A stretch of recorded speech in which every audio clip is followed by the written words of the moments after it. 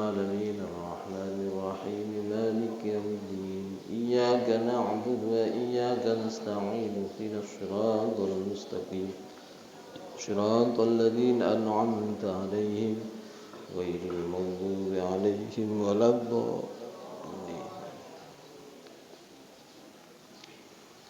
بسم الله الرحمن الرحيم. Faslun utawi iki iku fasal fi ikhtiyaril ilmi ing dalem milih ilmu wal ustadi lan guru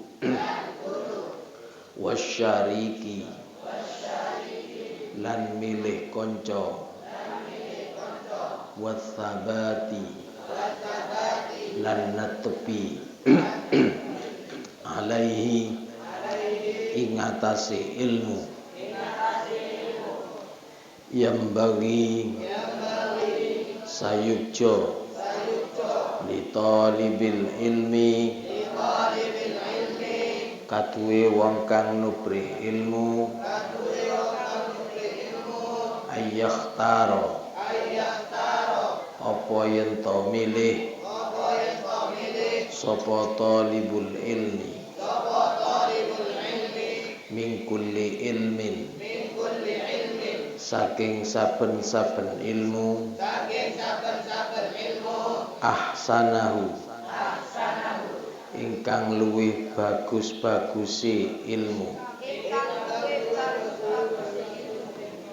wama lan apa-apa yahtaju kang butuh sapa talibul ilmi ilaihi maring ma fi amri dinihi ing dalem perkara agamane talibil ilmi fil hali ing dalem saknalika wama summama mongko kari-kari apa-apa yahtaju kang butuh sapa talibul ilmi ilaihi maring ma fil ma'ali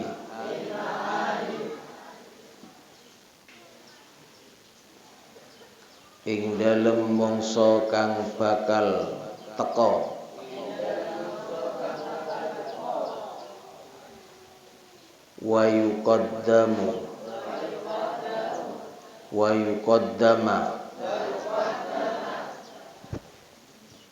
wa yuqaddima lan yento dinginaken sapa talibul ilmi wa yuqaddima lan yento dinginaken sapa talibul ilmi ilmat tauhidi ing ilmu tauhid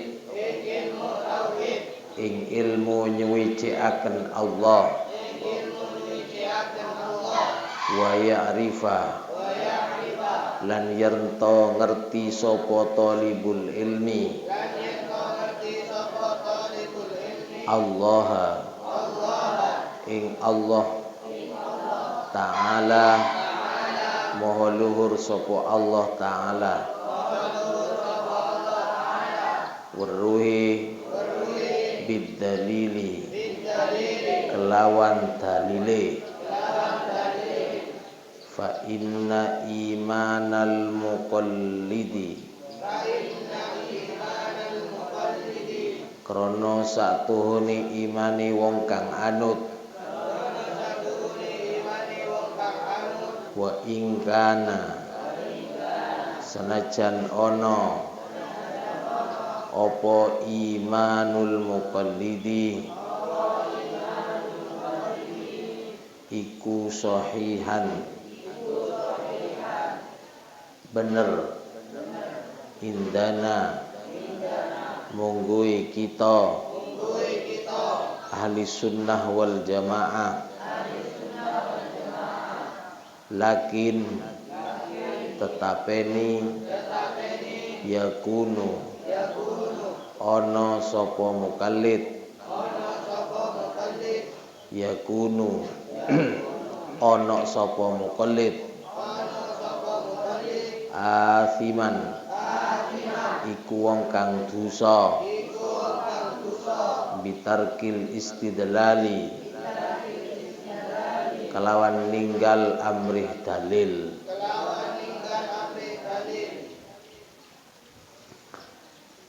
Bismillahirrahmanirrahim. Faslun fi ikhtiyaril ilmi wal ustadhi wasyariki wathabati alaihi. Fasal yang akan kita pelajari pada pagi hari ini adalah tentang memilih ilmu. Karena tidak semua ilmu itu boleh kita pelajari. Makanya perlu dipilah-pilih. Kalau kita bisa memilihnya. Sebagai orang tua juga tidak boleh sembrono memondokkan atau menyekolahkan anaknya ke tempat-tempat yang sekiranya di tempat itu dipelajari suatu ilmu yang tidak boleh dipelajari oleh putranya. Satu contoh, sekarang ini karena zaman orang ini zaman ingin mendapat acungan jempol tetangga, dianggap keren, dianggap sekolah di sekolah yang favorit, sekolah di tempat yang dianggap modern dan berskala internasional. Ini trending sekarang bahwa orang merasa bangga anaknya disekolahkan di suatu tempat, di suatu lembaga yang dianggap itu modern, berskala internasional dan dianggap favorit oleh kebanyakan orang. Padahal kadang-kadang di dalamnya itu diajarkan sesuatu yang dapat memurtadkan anaknya itu, bahkan lagi akidah-akidah di luar agama yang kita anut, yaitu dinil Islam alladzi ya'lu wa la yu'la alaihi. Ini banyak anaknya seorang Pak Haji, anaknya ustadz, bahkan kadang-kadang anaknya santri, disekolahkan di suatu sekolah karena dianggap maju bahasa Inggrisnya dan berskala internasional, sehingga anaknya rela dimasukkan ke tempat itu. Karena tetangga-tetangganya pada anaknya disekolahkan ke tempat itu. Bahasa Inggrisnya maju, bisa speaking Inggris sekalipun, masih usia sangat kecil sekali. Tak peduli walaupun orang tuanya itu diejek dengan bahasa Inggrisnya itu. Yang penting bisa bahasa Inggris. Pandai di bidang ilmu umumnya, sehingga ikut-ikutan anaknya disekolahkan di situ. Padahal jelas-jelas sekolah itu tim pengajarnya adalah orang-orang di luar Islam. Lah, sebagai orang tua, ini wajib memilih suatu lembaga yang sekiranya di lembaga itu telah diajarkan pendidikan agama yang mantap.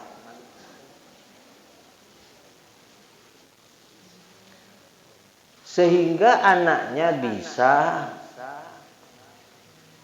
memiliki ilmu dan pengetahuan tentang agama Islam yang sedalam-dalamnya.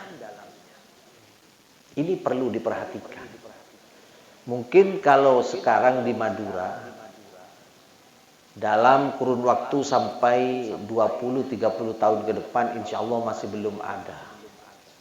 Tapi di kota-kota besar, kota-kota metropolitan, di Jakarta, di Surabaya, ini kadang-kadang orang-orang latah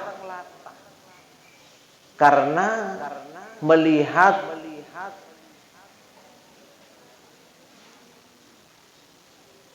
tangga-tangganya menyekolahkan anaknya ke tempat itu, dan itu dianggap maju dan dianggap modern dan dianggap itu hal yang keren.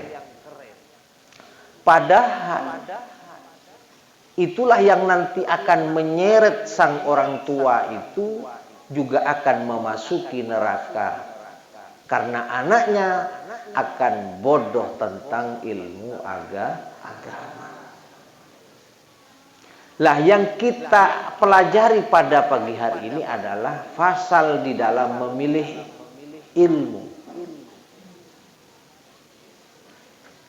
Ilmu ini tidak semua ilmu yang boleh kita pelajari. Seperti ilmu nujum, ini tidak boleh kita pelajari. Ilmu perbintangan, kecuali yang terkait dengan urusan agama, yaitu mengenai waktu sholat, kiblat, dan lain sebagainya, yang dikemas dengan istilah ilmu falak. Selanjutnya juga wal ustadzi. Ini fasal menjelaskan tentang memilih guru. Tidak semua yang bisa mengajar itu harus kita datangi untuk kita menimba ilmu kepadanya. Di sini akan dibahas bagaimana yang baik untuk kita memilih seorang guru. Wasyariki juga, ini fasal menjelaskan tentang bagaimana kita di dalam memilih teman. Teman di suatu lembaga pendidikan, ketika kita ada di dalamnya, banyak yang mereka kadang-kadang teman itu membawanya kepada suatu keberuntungan, dan tidak sedikit pula yang membawanya pada suatu kenistaan. Kalau sudah teman selangnya ngobrol, senangnya ngobrol, ada pengajian begini, kayak grup di sebelah itu ramai saja, ngobrol saja, biar nanti saya kasih persen nanti. Itu masih saja ngobrol, itu dalam ngaji, gak memperhatikan apa yang disampaikan gurunya. Teman yang seperti itu tidak boleh dijadikan teman ketika ada di suatu tempat. Bahkan nanti yang sering ngobrol itu ketika ngaji akan diberi suatu tindakan tertentu nanti. Tunggu saja nanti setelah ngaji. Ini kadang-kadang membuat orang lain dari temannya ini terganggu. Jangankan temannya, yang ngajar sekalipun, kalau rame ngobrol seenake dhewe, ini mengganggu konsentrasi guru yang sedang memberikan materi pelajaran itu. Juga kepada teman di sekitarnya itu. Nah, teman yang sukanya ngobrol, teman yang sukanya ngomel, yang sukanya ngomong sendiri, itu tidak boleh dijadikan teman dalam suatu tempat di mana ia belajar suatu pelajaran. Karena apa? Karena nanti kalau berteman dengan orang itu, mau belajar diajak ngobrol. Ya memang ada anak itu sukanya ya kan, sukanya itu ngobrol, itu bicara, terus memang ada orang seperti itu. Dan insya Allah sampai nanti di rumah ya seperti itu. Senangnya orang seperti itu biasanya selalu ada di tetangga, nggak kerasan di rumahnya. Itu buktikan nanti teman-teman kalian yang biasa di pondok, ketika orang belajar, khusyuk belajar, itu ngobrol, diomongin terus atau apa ya, diajak ngobrol. Itu nanti orang seperti itu di rumahnya juga akan ahli. Nggak di rumah, justru keluyuran ke rumah tetangga. Bahaya kan? Kalau sudah orang berumah-rumah tangga, senangnya ada di rumah orang, bahaya. Iya kalau kambing atau sapi enak. Kalau kambing sering main-main ke tempat kambing wanita, betina. Kemudian sering-sering kambing itu datang ke sapi jantan di sekitarnya, baguslah. Akan menghasilkan suatu hasil yang baik nanti. Tidak usah repot-repot, tahu-tahu sudah bisa menghasilkan sesuatu. Tapi kalau bukan hewan, istrinya seseorang, bahaya. Lah makanya di pondok sudah harus berlatih tidak mengusik ketenangan temannya, tidak suka mengganggu temannya yang belajar, diajak ngobrol, diajak ngomong aja, itu penting. Lah di fasal ini akan dibahas bagaimana memilih teman yang baik yang bisa menghantarkan thalibul ilmi itu menjadi orang yang beruntung dari dunia sampai akhirat. Berikut wasabati alaihi, tekun terus belajar dan menimba ilmu.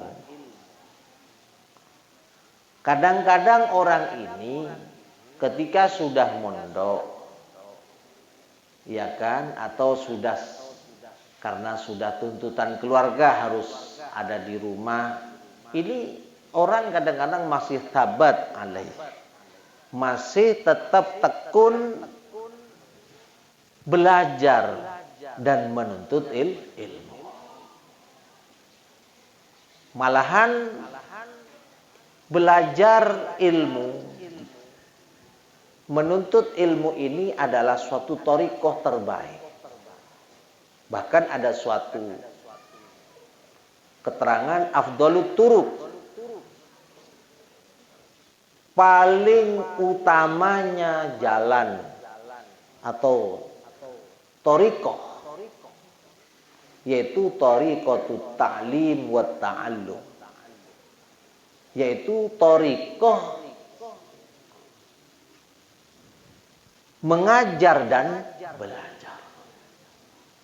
Ini thariqah. Dan ini adalah yang banyak dilakukan oleh para masyayikh, para kiai-kiai. Karena paling baiknya thariqat itu adalah thariqah mengajar dan belajar. Maka pantas di sini dalam memilih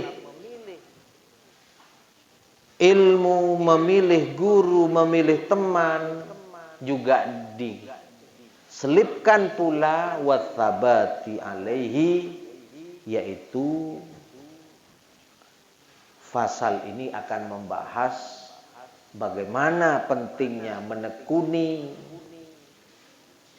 thalibul ilmi walaupun tidak harus ada di pondok, tapi juga di berbagai kesempatan ia terus melakukan tolabul ilmi, melakukan tolabul ilmi, menuntut ilmu.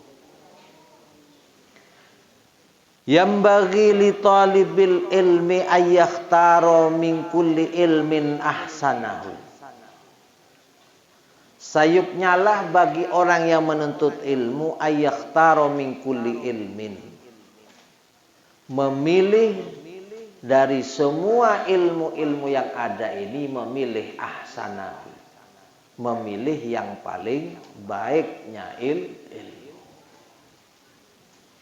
Memilih yang baik. Ya tentu apa yang ada di pondok pesantren salaf yang kini telah berdiri, ini sudah kitab-kitab dan ilmu-ilmu yang tertulis di dalamnya itu sudah termasuk ahsanul ilmi. Seperti belajar Al-Quran, hadis, tafsir Al-Quran, tafsir hadis, bagaimana kitab-kitab klasik yang lain. Bahkan mempelajari kitab-kitab kuno yang masih berupa manuskrip itu juga sering diajarkan di pondok-pondok pesantren salaf. Dan itu pertanda merupakan ahsanul ilmi.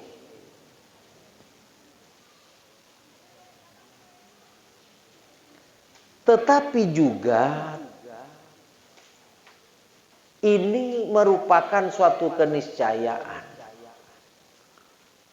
Suatu lembaga yang memang tidak harus mempelajari ilmu-ilmu salaf, juga diperlukan ilmu-ilmu umum yang nanti juga akan dibahas. Makanya wa ma yahtaju ilaihi fi amri dinihi. Nah, ini. Dan memilih ilmu yang memang dibutuhkan oleh thalibul ilmi itu fi amri dinihi, yang butuh dan tentunya dibutuhkan oleh thalibul ilmi fi amri dini, dalam urusan agamanya. Ini penting. Fil hali, di waktu sekarang, atau fil hali, pada masa ia berada.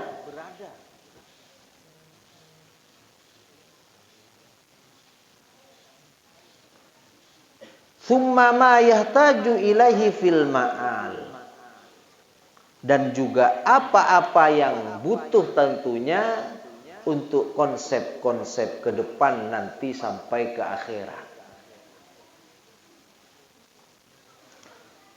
Walhasil,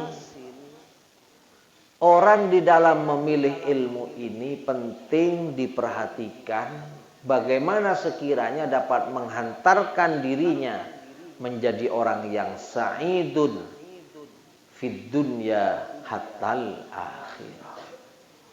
Menjadi orang yang bahagia, beruntung, selamat dari dunia sampai akhirat. Ini yang paling penting.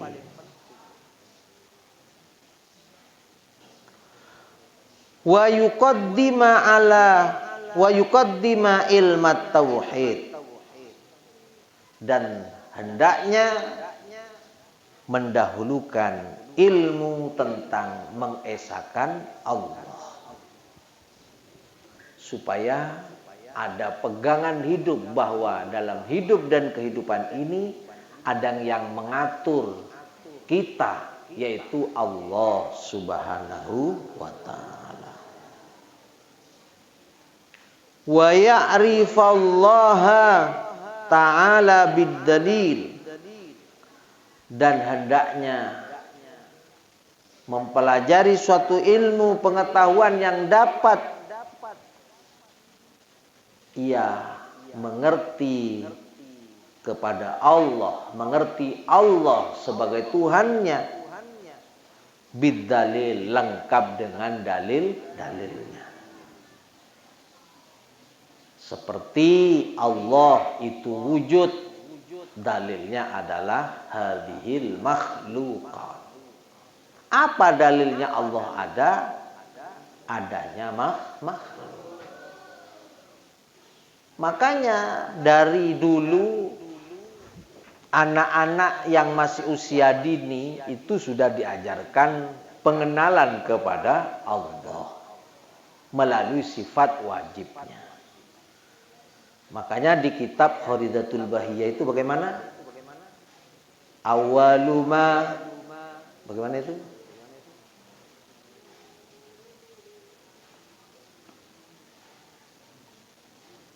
Yang wajib kali pertama diketahui bagi orang mukallaf adalah mengetahui Allah.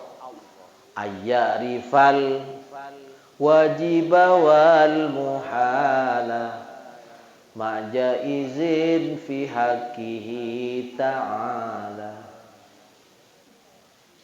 Kan itu ada. Mengetahui Allah itu dengan sifat wajib, muhal dan jaiznya.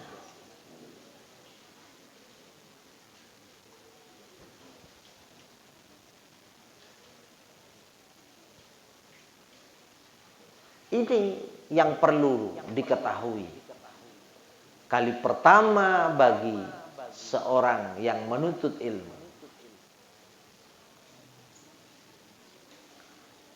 Awwalu wajibin 'alal mukallafi ma'rifatullahil 'aliyil 'arifi ayyarifal wajiba wal muhala ma'jaizin fi haqqihi ta'ala. Itu awal atau kali pertama yang wajib diketahui itu adalah mengetahui Allah Ta'ala. Maksudnya tahu kepada Allah itu tahu dengan sifat-sifatnya yang wajib, muhal dan jaiz dan seterusnya.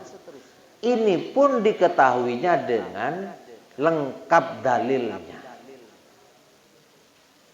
Makanya kalau dulu ulama salaf itu dibikin suatu zikiran setelah sholat atau sebelum sholat. Allah wujud kidan baqa mukhalafatu lil hawadithi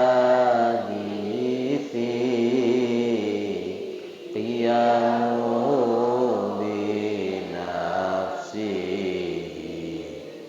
wahdaniyat qudrat iradat ilmu hayat sama' basar kalam qadiran muridan aliman hayyan sami'an basiran mutakalliman. Itu ditanamkan. Kalau di kitab Ihya itu kemarin kan sudah dijelaskan. Yang penting hafal dulu. Baru mereka akan mengetahui bagaimana maknanya, mengiktikadkannya, meyakinkannya dan mentasdikkannya akhirnya. Begitu dalam kitab Ihya itu. Untuk pemula hafal dulu yang penting. Fa inna imanal muqallid. Kenapa harus tahu kita kepada Allah? Tahu sifat-sifat wajib Allah lengkap dengan dalilnya. Karena fa inna imanal muqallid, karena imannya orang yang hanya taklid, yang hanya ikut saja. Wa in kana sahihan, sekalipun itu benar, artinya ditoleransi indana menurut ahli sunnah wal jamaah, menurut pandangan kita ahli sunnah wal jamaah, lakin yakunu athiman, tetapi itu tetap dianggap berdosa bitarkil istidlal, karena kita meninggalkan istidlal, mencari bukti-bukti tersendiri dan secara pribadi untuk mencari apa bukti atau dalil Allah Ta'ala itu ada, Allah Ta'ala baqa, Allah Ta'ala terus dari sifat-sifat yang wajib itu. Allah mukhalafatul lil hawadis, bagaimana pembuktiannya? Kalau kita istidlal bagaimana? Kok bisa Allah itu begitu? Nah, ini penting.